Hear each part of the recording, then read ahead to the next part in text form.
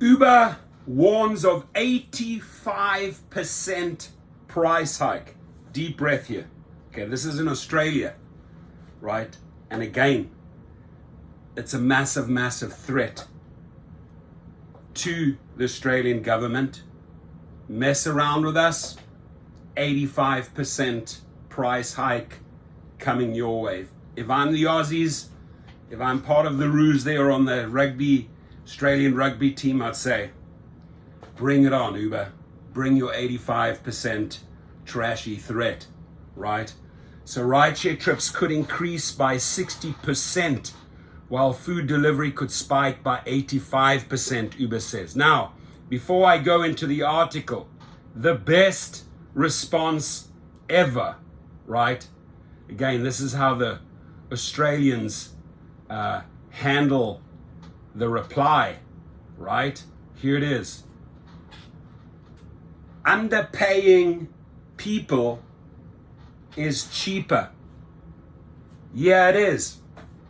Slavery is probably cheaper too, he told the National Press Club. So that was in the response, right, by the Minister, Tony Burke, to Uber. Underpaying people, which is the drivers, is cheaper. Yeah, it is. Slavery is probably cheaper too. So you get to see how he's approaching Uber here. You are paying our drivers in Australia like slaves. Step up. Don't make your threats, right? It's the only way how to talk and how to deal with Uber, ladies and gentlemen, right? You can't like dance around and be soft with these guys. You have to slap them down, right? Because the threat is, we're going to make it very, very expensive for you, Australia. Now, I know Australians, they're not going to take threats like this, right? And the person we really have to out here is the Uber guy, who's the Uber Australia manager, Dom Taylor, right? Dom Taylor. Take your threats elsewhere. I don't know where you came from, where you were an Australian hire or where you were a transplant from the United States, but Australians ain't gonna buy those silly threats. Uber has warned it may have to hike the prices for rideshare and food delivery by up to 85% should the government's new gig economy laws pass through Parliament. The government here is taking care of the drivers. They said enough is enough, Uber, right? You cannot treat our people like slaves. Under the legislation, the Fair Work Commission would be given the power to set minimum standards for thousands of employee-like workers in the gig economy.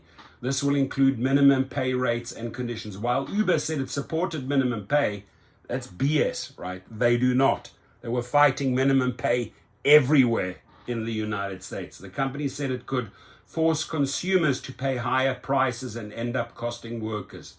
Rideshare and delivery fee prices across the country could increase by 60% and 85% respectively. Higher prices will make rideshare and delivery services more expensive consumers, right? Go ahead and jack them up by 60 and 85%. You'll outprice yourself, right? You'll completely outprice yourself against the competitors. The government knows this. They're going to like, okay, big deal. So you're going to hike it up 60, 85. Do it. Don't talk about it. Do it, right? Because if you do, you outprice yourself and out of the market and you're done. So it's just a threat at the end of the day.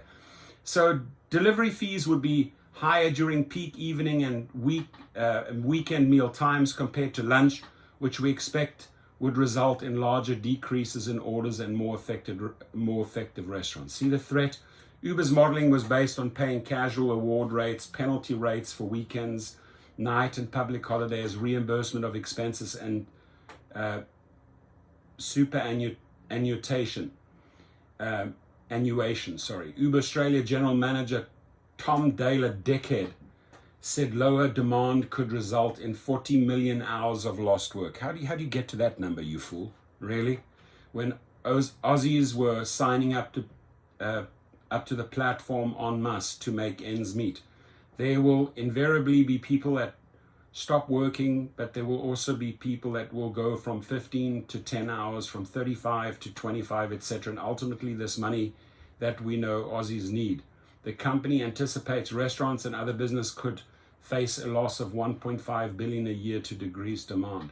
According to Uber, Sydney drivers can currently earn 1,337 per week. That's according to Uber, based on a 40-hour week, or 33 an hour. Bullshit. Let's ask the Australian food delivery drivers if $33 is accurate. This doesn't include cost incurred by the driver, including fuel and maintenance. A small price to pay. Workplace Relation Minister Tony Burke previously acknowledged prices may increase for consumers as a result of the changes. Underpaying people is cheaper. Yeah, it is. Slavery is probably cheaper too, he told the National Press Club. We are talking about some of the lowest paid people in Australia.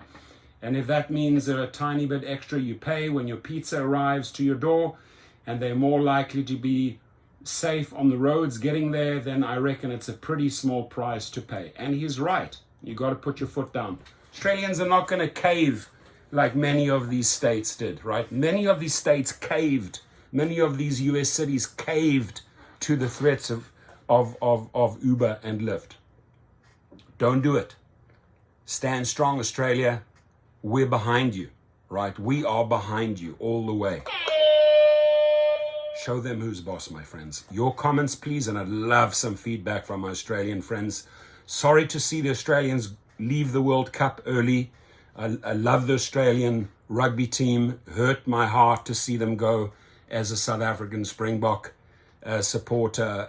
We always love Australia in the mix, and it's really sad for me to see them have to pack up early at the World Cup. They'll be back stronger and better in 4 years' time. I'm excited for them. And in the meantime, go Bokke.